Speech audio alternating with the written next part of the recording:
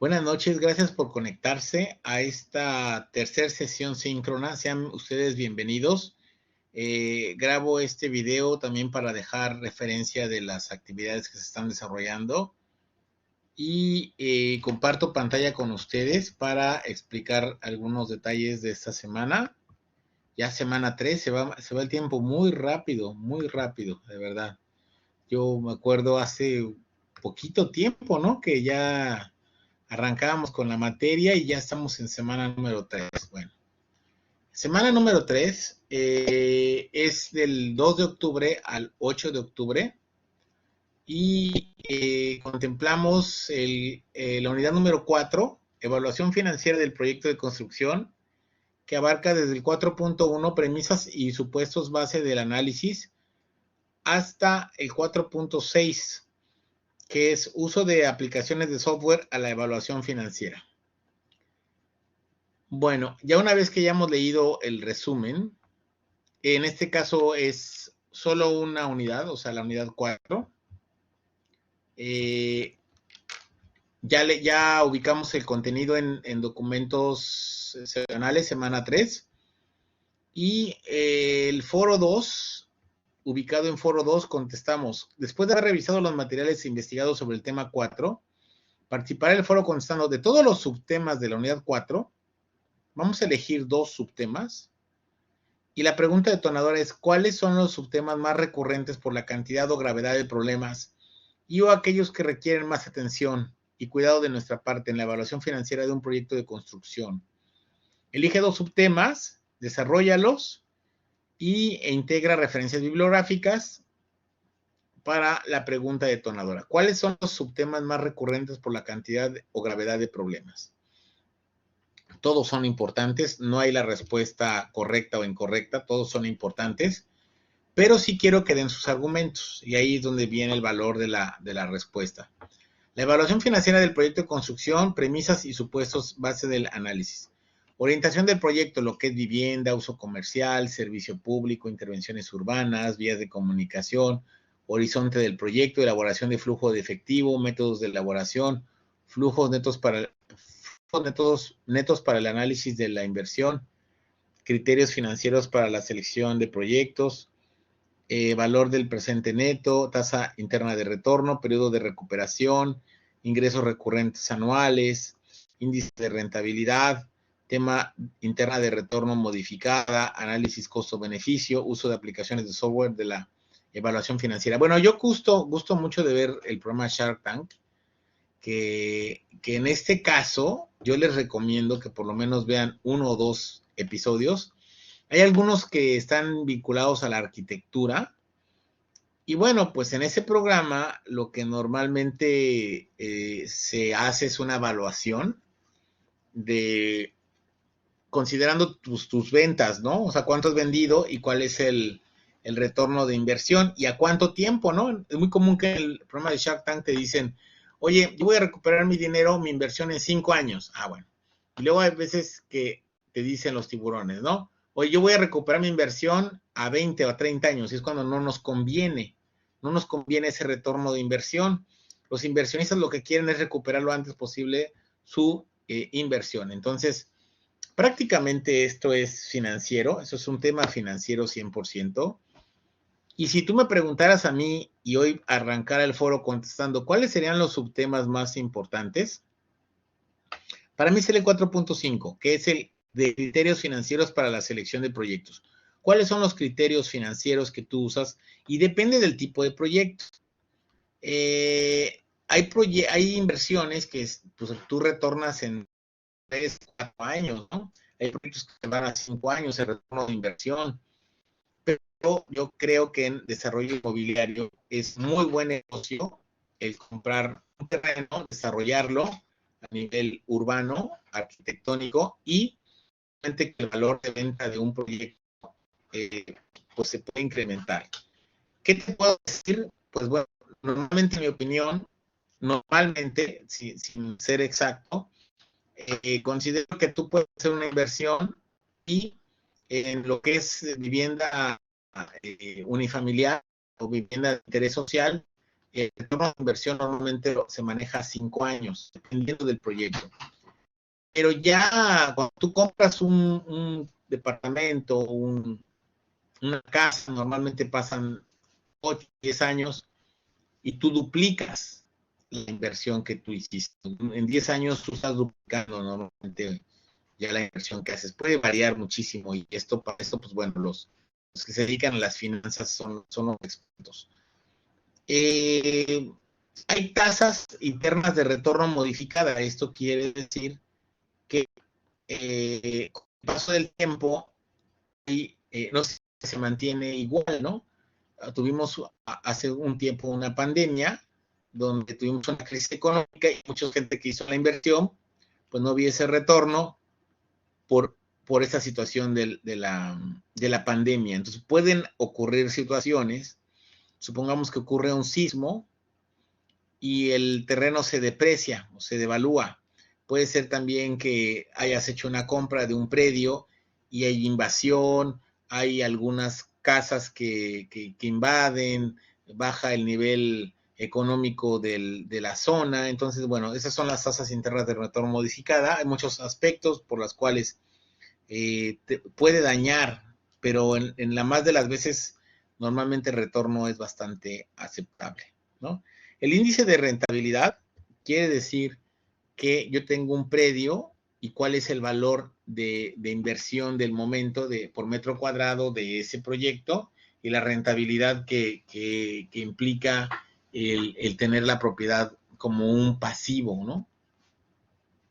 Si es deuda, en este caso si es un activo, bueno, pues tú tienes un dinero que puedes cobrar a partir de la renta.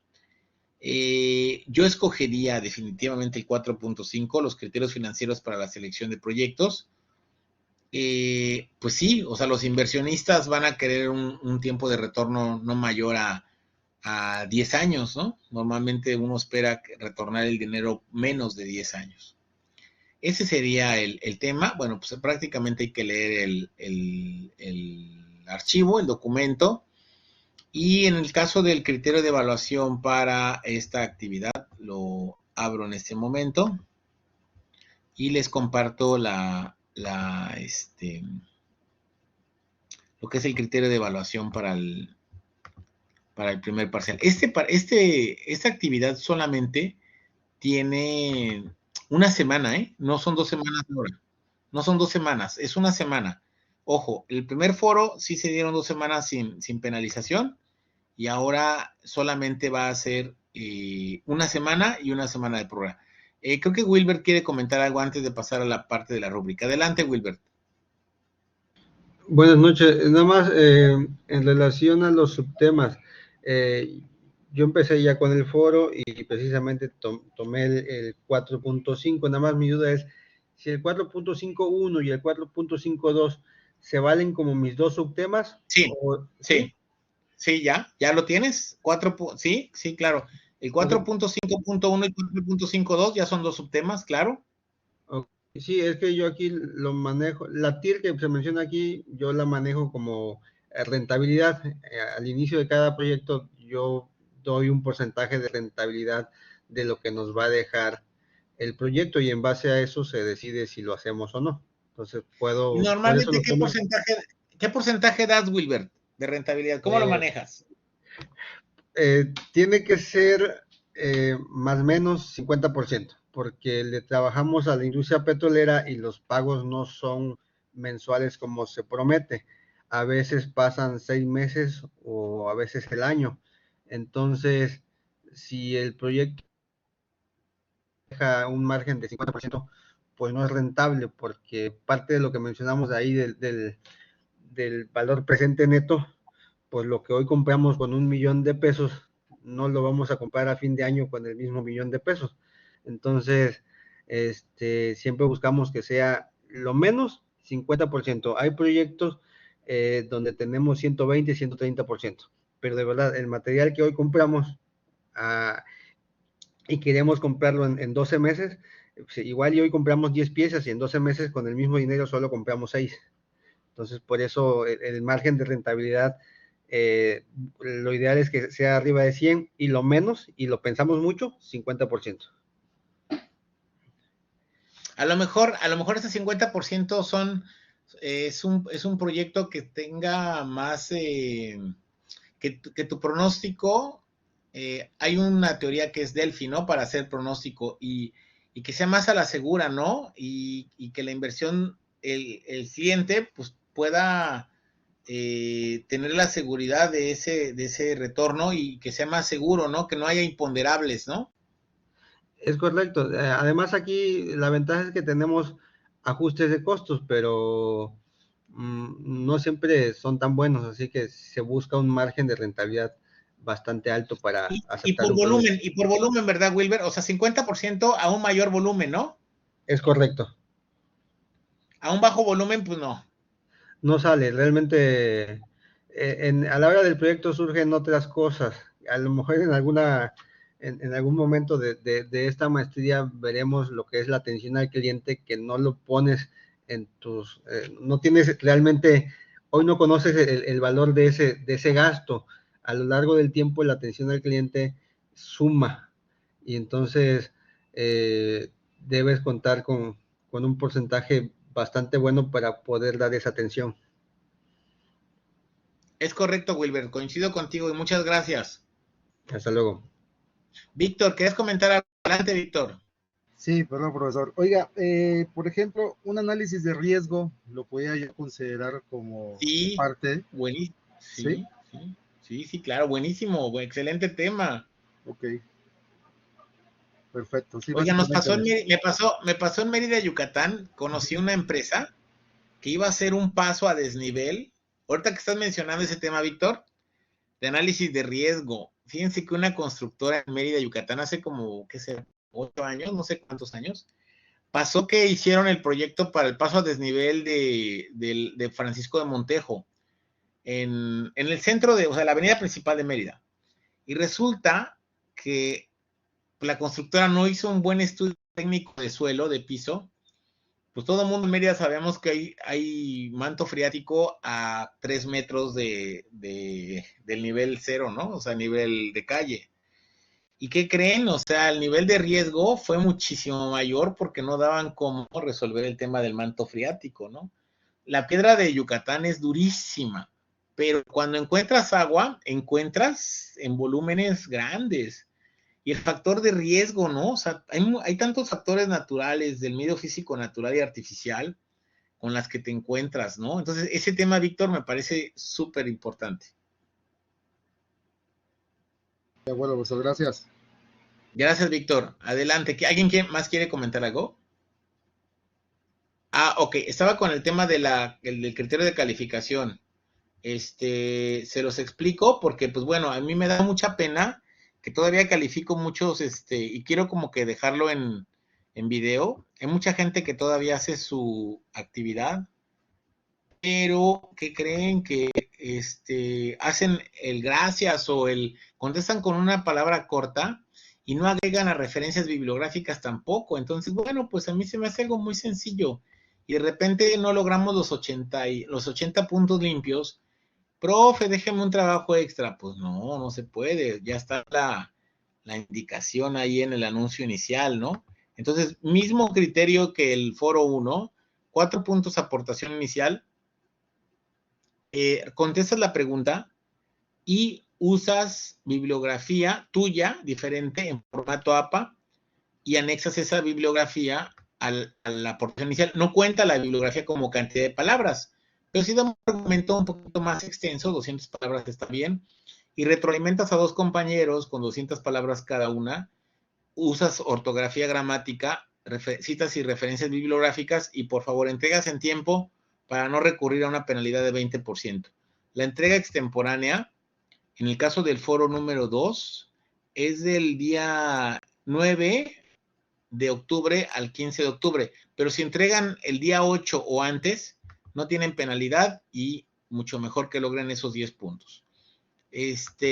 Bueno, ese es como que el foro no me parece tampoco algo tan complicado. Pueden ustedes también asesorarse con alguien que haya tenido experiencia en el tema. Si ustedes nunca han tenido experiencia en el tema, no pasa nada, pero sí documentense con alguien que haya tenido experiencia para que le dé sus argumentos y arranquemos con el foro 1. Ángel, Edith, Erika, José Wilber y Víctor, esto prácticamente sería nuestra sesión síncrona número 3.